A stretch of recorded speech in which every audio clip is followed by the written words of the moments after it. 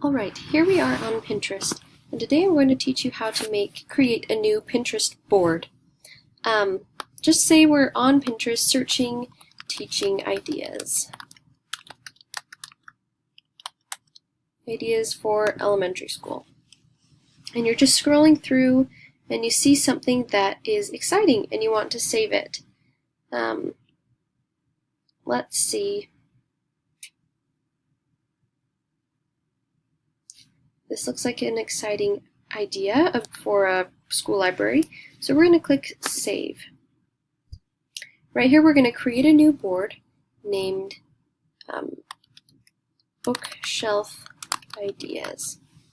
And we're going to click the plus sign here, and that will help us create our board.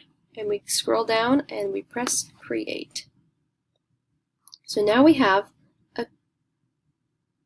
a board named Bookshelf Ideas.